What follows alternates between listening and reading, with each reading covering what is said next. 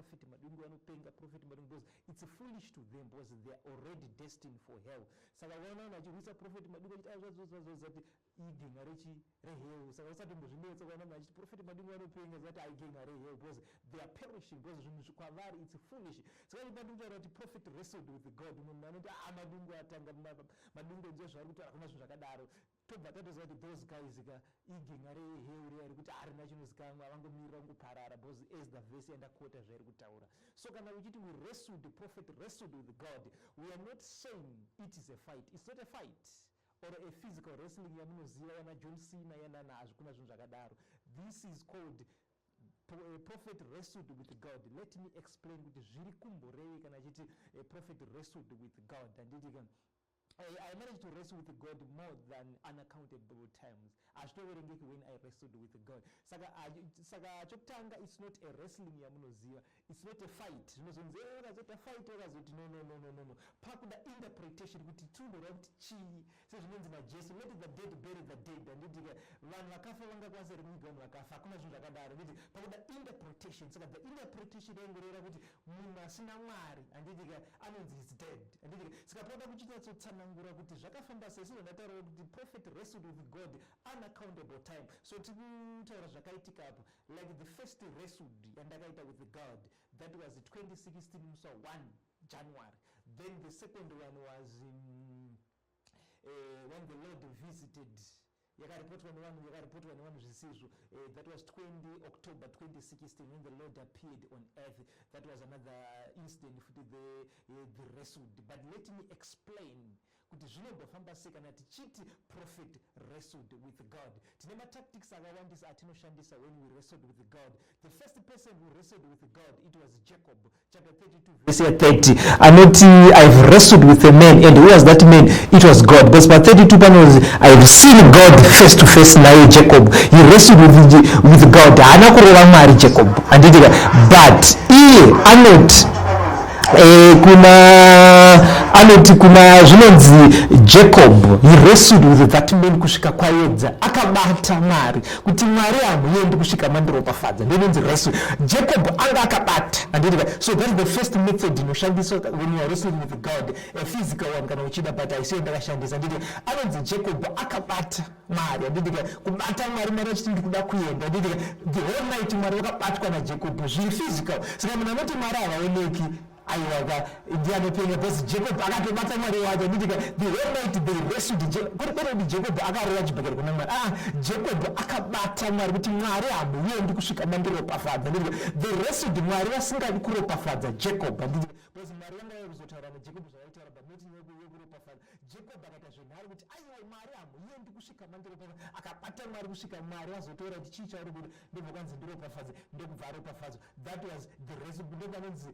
The first a man achita wrestled with God. So New Testament tina prophet Madungwe vachita wrestled with God. Saka ndichataura maincident angu anokwanisa kuita 3 andakarestera naMwari. The first one yemusi 1 January 2016, then the second one in October. So when prophet visited heaven for the first time, ndakanamata ndichanamata almost 5 to 6 hours. Ndakatanga zuva rakunomira zvoma 5 to 6 ma 7 ndondo times ndakatanga ndobva ndanamata ndikanamata zvese nematangs nechii ndichiti Mwari nhasi chaiye I must visit heaven. Mukasandita kuti ndiye kuheaven ndozona ndane 5 years ndinamatirwa mwedzi kuenda kudenga. Ndikati mimi makati 2 Corinthians chapter 12 Paul visited heaven 14 years ago achitaura his experience. Kana Mwari Paul akaenda, what is the difference? As James says, Elijah was just a man like us. He visited heaven. I did Elijah even when I prayed kati saka ini ndasuka kuendawo. So I wrestled in a prayer zvakanyanya for hours and hours ndichirestla kuti Mwari mukatadza kundiendesa kudenga nhasi.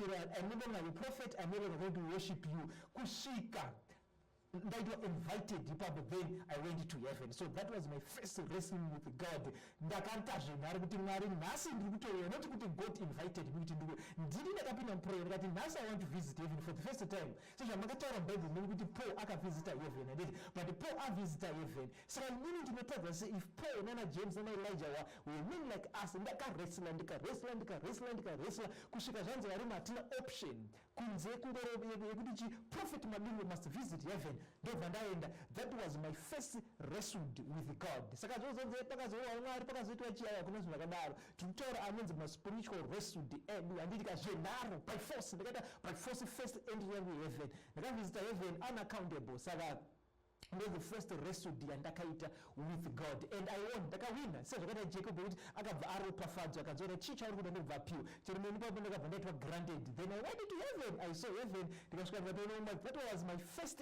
entry of heaven through wrestled with God. So I won that and saka ndati ndiri kutaura 3 dzakaitika but dzakawandisa dzandakakwanisa kuita wrestled with God.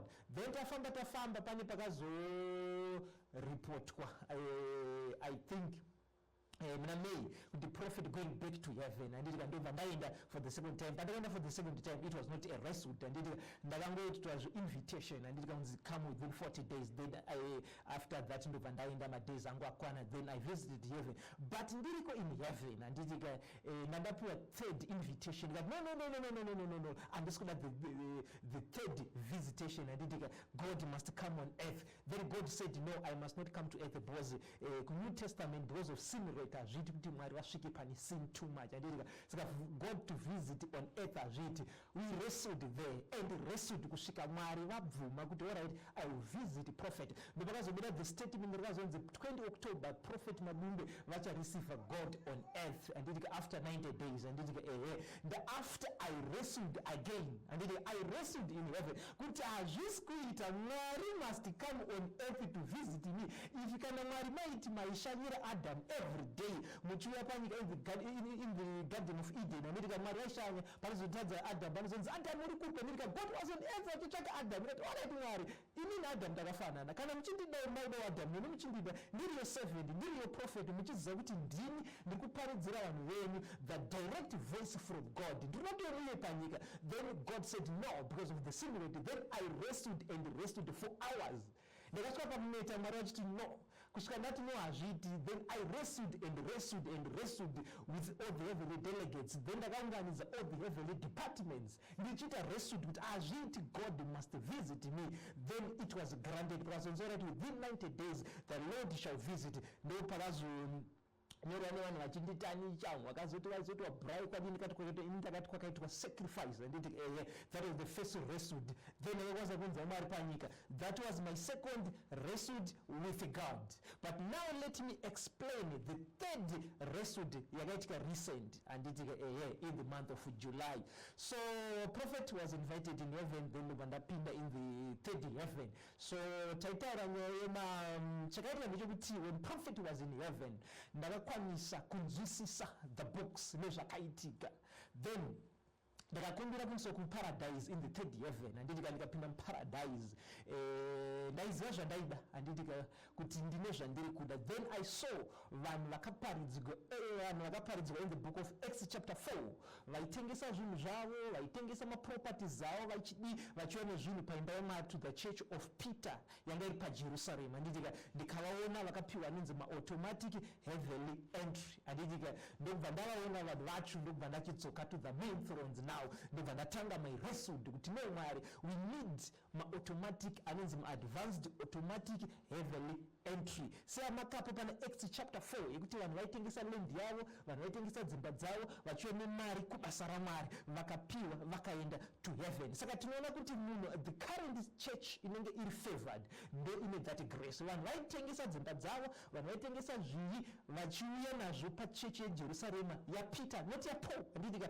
vose vanhu vakakwanisa kutengesa maproperties avo vachiuya nazvo muchechi kubasa raMwari vakapiwa anonzi advanced automatically heavenly entry atiri kupawa. But this kuti zvizopiwa prophet Madungwe wrestled with God kuti zvizoitwa authorized Mwari vaisatoda it was me ndakati no kana zvakaitika pana Acts chapter 4 vanhu vaitengesa zvinhu vachipiwa vakapiwa that is scheme neniwo ndikuindawo that scheme anditika as the heavenly army command I know how to wrestle anditika kusvika ndazoitwa granted kuti now zvava official kuti chechi yedu vanhu vachapa mota vanhu vachapa dzimba kana mastendi kana kuti vapatira 12 months partnering with the church of God and vakupiwa anonzi automatically advanced automatically heavenly entry.